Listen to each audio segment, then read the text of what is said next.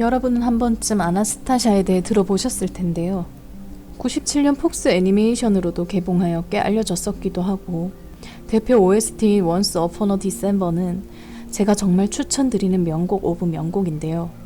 여기서 아나스타샤란 인물에 대해 잠시 살펴보면, 러시아 황제의 넷째 딸이었던 아나스타샤는 가족과 함께 아주 평화로운 황족 생활을 했지만, 러시아 혁명이 일어나면서 황제 일가는 몰락하게 되고 유배 중에 결국 총살을 당해 일가족이 몰살하게 됩니다. 그런데 후에 한 여인이 나타나 자신이 바로 로마노프 왕조의 마지막 황녀 아나스타샤라고 주장합니다. 그 당시 자신은 총을 맞고 기절했었는데 자신이 살아있는 걸 알아챈 군인이 몰래 숨겨주어 목숨을 유지할 수 있었다고 말했습니다. 그런데 이 놀라운 이야기가 비단 러시아에서만 일어난 일은 아니었습니다. 우리나라에서도 한국판 아나스타샤 사건이 있었는데요. 바로 조선 중종 때 있었던 일입니다. 그는 자신이 연산군의 죽은 아들 중 하나인 양평군이라고 주장했는데요. 여기서 잠깐, 연산군에 대해서는 다들 너무나 잘 알고 있을 거라고 생각합니다.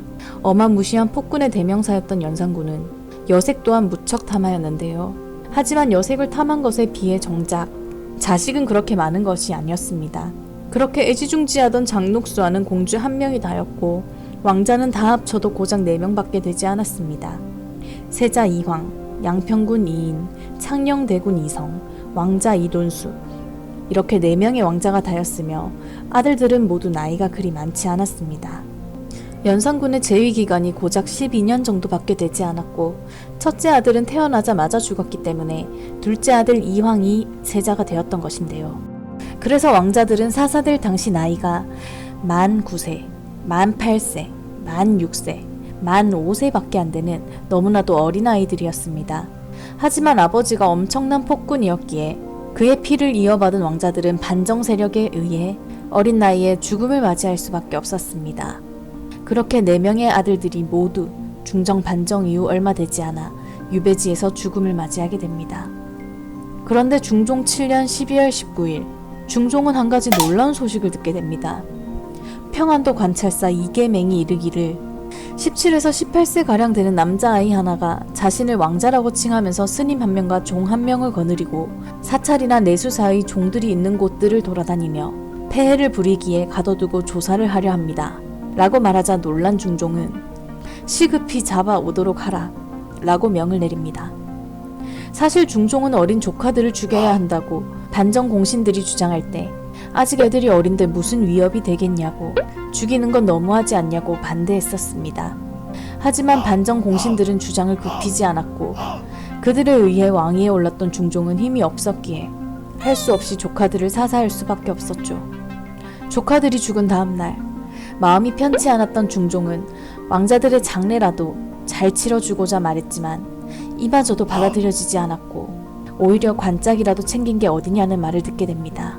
그런데 자신의 조카들 중 한 명이 살아있다니 중종은 과연 어떤 기분이 들었을까요?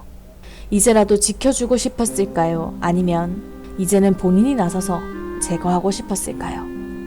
어쨌든 왕자라고 칭하던 남자는 금부에 잡혀오게 됩니다. 그는 자신의 이름을 만손이라고 소개하였죠. 중종은 혹시나 만손이 진짜 자기 조카일지도 모르기에 죄인들의 목에 채우는 칼은 채우지 말도록 합니다. 만손은 이렇게 주장하였습니다. 저는 올해 15세로 연산군의 후궁이었던 수기 이씨의 아들 양평군이고 남학동에서 자랐습니다. 제가 6살 때 중종 반정이 일어났고 그 당시 집안의 노비였던 보동이라는 자가 이름 모를 아이를 저 대신 데려다 놓고는 곧 파란 보자기로 나를 덮어씌우고 도망쳐 서울 근방 산에 있다가 개골산으로 도망쳐 우대선이라는 스님에게 의탁했습니다. 그리고 지리산 상원사에서 1년, 묘향산 보온사에서 2년을 떠돌던 사이 종 보동은 죽었습니다. 이후 다른 절에 가서 그 절의 죽청이라는 스님에게 내가 왕자임을 알리자 자신의 동생과 내수사의 종 효문에게 내가 왕자임을 알렸습니다. 효문이 내가 왕자임을 소문내며 문서를 작성해 고을의 목사에게 보내니 목사는 이를 믿지 않고 나를 잡아가두고는 관찰사에게 보고한 것입니다. 만손의 이야기를 들은 사람들은 긴가민가하게 됩니다. 거짓이라기엔 본인이 떠들며 얻어먹고 지낸 곳을 너무 일일이 자세히 진술하였고 사람들의 이름까지 상세히 말하기에 진짜 왕자인 게 아닐까 하는 생각을 하게 된 것입니다. 그때 파닉은 부사 이손이 중종을 직접 찾아옵니다. 여기서 이손이라는 사람에 대해 잠깐 짚어봐야 하는데요. 이손은 양평군의 어머니인 수기 이씨 일가의 친척으로 양평군이 어릴 때부터 사사되기 직전까지 직접 양평군을 키웠던 사람입니다. 이손 일가는 양평군을 강수악이라는 이름으로 불렀으며 양평군은 그런 이손을 아비라고 부르며 따랐습니다. 즉, 이손에게 양평군은 손주나 막내 아들 같았던 아이인 거죠.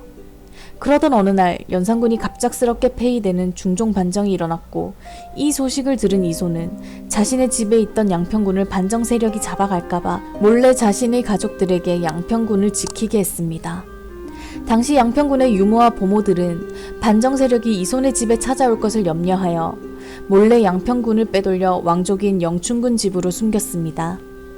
여기까지는 반정 세력의 손길이 닿지 않을 거라 여겼지만 반정 세력은 기어이 양평군을 찾아내어 유배후 죽이게 되죠. 이손은 이러한 사실들을 중종에게 고하며 양평군의 신체적 특징도 알려줍니다. 강수는 귀걸이 구멍이 크게 있었으며 정수리에 뜸을 뜬 흔적이 있습니다. 당시 양평군의 유모와 보모, 노비들도 불려와 양평군이 맞는지 보라며 만손을 보여주게 되는데요.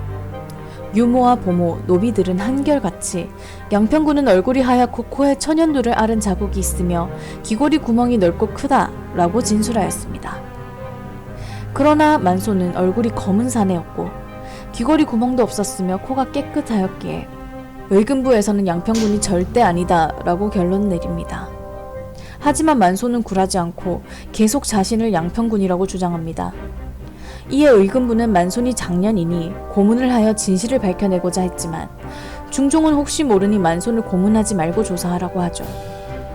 신하들은 만손이 가짜며 왕족을 사칭하였으니 죽여야 하며 혹 진짜 양평군이라 하더라도 국가에서 공식적으로 사형한 사람인데 죗값을 치르지 않았으니 이 또한 사형으로 처리해야 한다고 주장하지만 중종은 거절합니다.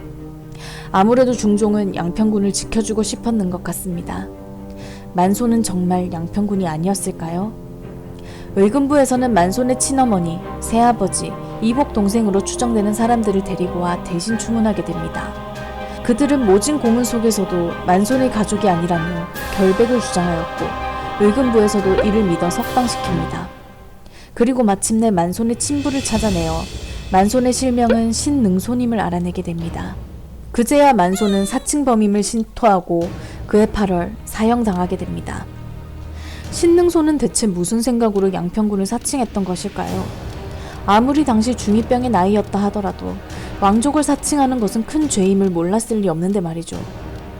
아나스타샤를 사칭했던 안나도 양평군을 사칭했던 신능손도 역사에 이름을 한 줄 남기게는 되었지만 그것이 절대 명예롭다고는 할 수 없습니다. 그저 사기꾼일 뿐이죠. 오늘의 김광장 이야기, 한국판 아나스타샤 사건, 양평군 사칭 사건은 여기까지입니다. 흥미로운 이야기였나요? 다음에는 조선시대의 열녀, 효자였던 이들의 믿을 수 없는 이야기들을 다뤄보도록 하겠습니다. 여러분의 구독과 좋아요는 저에게 큰 힘이 됩니다. 영상을 끝까지 시청해주셔서 감사합니다.